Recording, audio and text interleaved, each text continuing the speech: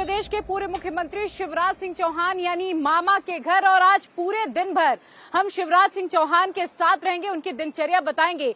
मुख्यमंत्री अब भले ही नहीं है, लेकिन उनकी दिनचर्या क्या है, क्या बदला है उनके जीवन में, सियासी सफर उनका कैसा रहेगा, दिन भर मैं आपको दिखाऊंगी।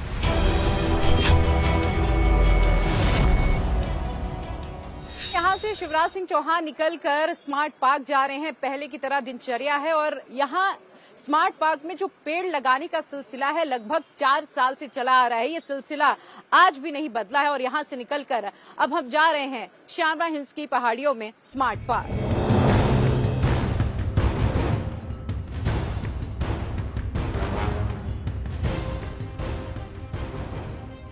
हम पहुंच चुके हैं स्मार्ट पार्क और यहाँ पर जिनका भी जन्मदिन होता है, किसी की मैरिज एनिवर्सरी होती है, कोई स्पेशल ओकेजन होता है, ऐसे में वो रिक्वेस्ट करते हैं पूर्व मुख्यमंत्री जी के साथ पेड़ पौधे लगाने के लिए। और चुनावी सफर इस वक्त चल रहा है, उसकी शुरुआत करने से पहले शिवराज सिंह चौहान जी यहाँ पर आकर पौधारोपण इन्होंने किया है और आम लोग भी मिलने के लिए यहाँ पर पहुंचते हैं, तमाम लोगों से मुलाकात भी करते हैं। पिछले 4 सालों से ये सिलसिला चला आ रहा है और निरंतर ये प्रक्रिया चलती रहेगी।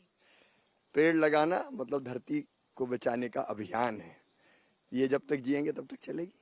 स्मार्ट पार्क को हरा भरा बनाने का पूरा क्रेडिट आपको जाता है। अब तक कितने पौधे यहाँ पर आप लगा चुके हैं? अब तो हजारों की संख्या में जिधर आप देख रहे हैं पेड़ ही पेड़ है, हरियाली है, और यही हरियाली हमें ऑक्सीजन भी देती है और धरती को सुरक्षित भी बनाती है। जिस दिन आप बिजी होते हैं और आप भोपाल नहीं पहुँच पाते हैं, ऐसे में ये कार्यक्रम कैसे संभव हो पाता है? बाहर जहाँ रहता हूँ वहाँ करता हूँ, पेड़ लगता ही है।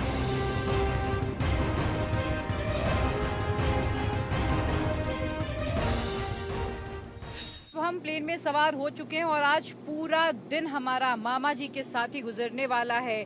किस तरह से उनके जीवन में बदलाव आया है और आज की जो व्यस्तताएं हैं वो भी मैं आपको दिखाऊंगी। सबसे पहले तो आपका बहुत स्वागत है इंडिया टीवी में। आपको बहुत बहुत धन्यवाद। मेरा सौभाग्य है कि बार बार बात करने का अवसर मिलता है इंडिया टीवी से। पिछले 4 महीनों की मैं अगर बात करूं, किस तरह से आपका जीवन परिवर्तित हुआ है, किस तरह से दिनचर्या में बदलाव आया है? दिनचर्या तो वही है, काम का प्रकार बदल गया है। पहले मुख्यमंत्री के रूप में काम करता था, अब पार्टी के कार्यकर्ता के नाते काम करता हूँ। जिंदगी एक मिशन है और भारतीय जनता पार्टी राष्ट्रीय पुनर्निर्माण का आंदोलन, पार्टी के माध्यम से हम देश की और अपनी जनता की सेवा के काम में जुटे रहते हैं। तो रूटीन तो वही है, काम के घंटे वही है, काम का प्रकार अलग है। काम का प्रकार बदल गया। 5 बार आप सांसद रहे, 4 बार आप मुख्यमंत्री रहे और 6वीं बार फिर से आप चुनावी मैदान में हैं और 33 साल पुरानी सीट आप उसी जगह से एक बार फिर से शुरुआत कर रहे हैं। तो इसको लेके क्या बदलाव आप देख पाते हैं? जब हम एक बड़े अभियान से, मिशन से जुड़े हैं, तो पार्टी जो काम देती है उसी काम को भगवान की पूजा मान के करना चाहिए।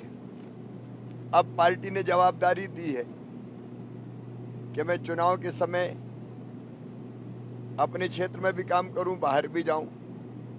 तो वो काम करते हुए आज मैं रीवा और सतना 2 लोकसभा क्षेत्रों में जा रहा हूं। मैं आनंदित हूं, प्रसन्न हूं। जहां तक मेरे लड़ने का सवाल है विदिशा रायसेन संसदीय क्षेत्र से, तो मैंने वहीं जन्म लिया, वहीं से मैंने 13 साल की उम्र से आंदोलनों की शुरुआत की, पैदल भी अपने पूरे क्षेत्र को नापा, सांसद के नाते भी सेवा की। उसी संसदीय क्षेत्र में बुधनी विधानसभा है जहाँ से मैं हमेशा विधायक रहा हूँ, जब तक मैं अभी भी वहीं से विधायक हूँ। और मैं अत्यंत सौभाग्यशाली हूँ कि फिर उसी क्षेत्र की जनता की सेवा करने का अवसर पार्टी ने, प्रधानमंत्री जी ने, नड्डा जी, केंद्रीय नेतृत्व ने, अमित जी ने, सबने मुझे दिया है। विदिशा रायसेन संसदीय क्षेत्र में कहता हूँ मेरे बचपन का झूला, जवानी की फुलवारी और बुढ़ापे की काशी है। तो मैं अत्यंत प्रसन्न हूँ, अपने लोगों की सेवा करने का फिर अवसर मिलेगा। एक नारा जब से आप राजनीतिक करियर की आपने शुरुआत की कि आंधी नहीं तूफान है, शिवराज सिंह चौहान है का जो नारा है, अब कौन सा नया तूफान आप लाने वाले हैं? ये नारा जब मैं युवा मोर्चे का मध्य प्रदेश का अध्यक्ष था 88 में, 1988, तब से कार्यकर्ता लगा रहे हैं। लेकिन अब आंधी तूफान नहीं, अब तो मामा और भैया ज्यादा हूँ। जिम्मेदारियां थोड़ी सी अगर कम हुई तो अलग तरह की जिम्मेदारियां बढ़ी, घर के लिए कैसे समय निकालते हैं? घर के लिए तब भी नहीं निकलता था, अब भी नहीं निकलता, क्योंकि सुबह से शाम तक देर रात तक पार्टी के कामों में ही व्यस्त रहते हैं और घर के लिए समय निकालने की आवश्यकता भी नहीं है। काम करते करते ही हम साथ रह लेते हैं। अब मंदिर जा रहे हैं तो साथ मंदिर चले जाते हैं, तो काम करते करते भी साथ रहने के तरीके निकाल लेते हैं।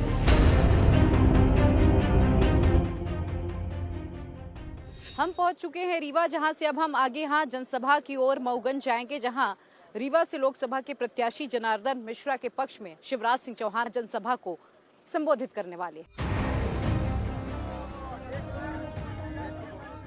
जनता उस पार और मैं इस पार, ये दूरी मुझसे सहन नहीं होती, इसलिए जाने के पहले मिलने की कोशिश मैं करूंगा। मोदी जी ने कह दिया ऐसे डराने वालों को कि हम अपनी तरफ से किसी को छेड़ेंगे नहीं, लेकिन किसी ने हमें छेड़ा तो उसे हम छोड़ेंगे नहीं। शिवराज सिंह चौहान की अपील है कि एक बार फिर से जनार्दन मिश्रा को सांसद बनाएं। क्या जनता मुहर लगाएगी? जनता पूरा जोर लगाएगी, क्योंकि माननीय शिवराज सिंह चौहान ने भी बहुत अच्छा काम किया और जनार्दन ने भी बहुत अच्छा काम किया। मऊगंज का विकास तो चरम सीमा पर पहुंच गया है। मऊगंज जिला बन गया है, मऊगंज में पानी आ गया है। हमारे यहाँ आज आए हैं एमपी का शान, बहनों का जान, लाडली बहनों का जान और शिवराज सिंह चौहान, तो हम लोग सुने। इस जिले में खड़े हैं जिसे आपने विधानसभा चुनावों से पहले जिला घोषित किया। आज अपनी मऊगंज की जनता के बीच में हूँ और मन इनसे मिलने को बेताब हो रहा था, इसलिए अपनी जनता के बीच में आया हूँ। आपने कहा कि मुझे ये फासला अच्छा नहीं लगता, तो उसी फासले को मिटाने के लिए अब ये लोहे की जालियां आ गई थी बीच में, तो इतनी दूर जनता से कैसे रहे, इसलिए अपने बहनों के और अपने भाइयों के बीच मिलने आया।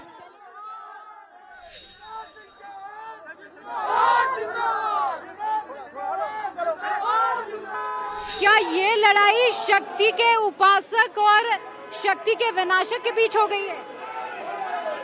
देखिए, जो सनातन परंपरा को मानते हैं वो सब एक तरफ है, और जिसने भारत की परंपरा, जीवन मूल्यों और संस्कृति और दर्शन को नकारा है वो एक तरफ है। वो वामपंथियों के बंधक हैं। भारत की माटी और जड़ों से उनको कोई लेना देना नहीं है।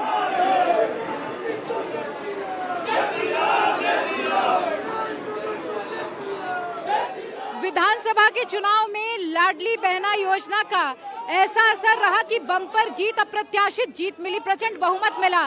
लोकसभा चुनाव के लिए क्या लाडली बहना एक बार फिर से मुहर लगाएंगी? प्रधानमंत्री जी के प्रति श्रद्धा और भक्ति चारों तरफ है और बहनें सब हमारे साथ है, आप देख रहे हैं।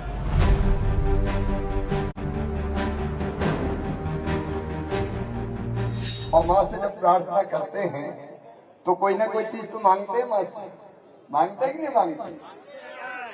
मैं क्या मांगता हूँ? मैंने मैया से कहा, मैया मुझे विद्या नहीं चाहिए, मुझे बल भी नहीं चाहिए, मुझे धन भी नहीं चाहिए, मुझे स्वर्ग भी नहीं चाहिए, मुझे नहीं जाना स्वर्ग में, मुझे मुक्ति भी नहीं चाहिए। मैं मुक्त होके भी क्या करूंगा? बस एक कृपा कर देना मैया कि मरने के बाद फिर इसी जनता की सेवा करने के लिए इन्हीं के बीच पैदा कर देना, ताकि बार बार इनकी सेवा कर।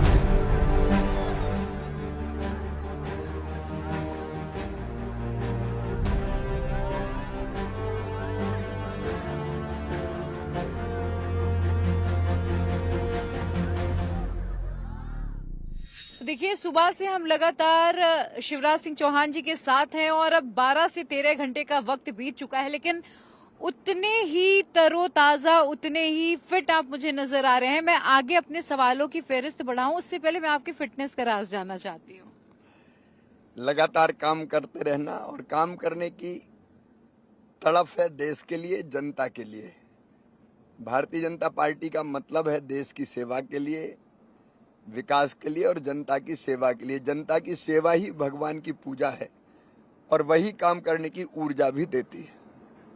जब आप लोगों से मिलते हैं, क्या आपके मन में एक ख्याल आता है कि जिस तरह से वो अपनी समस्याएं लेकर आते हैं कि एक और बार मैं मुख्यमंत्री होता, कुछ और बदलाव करता?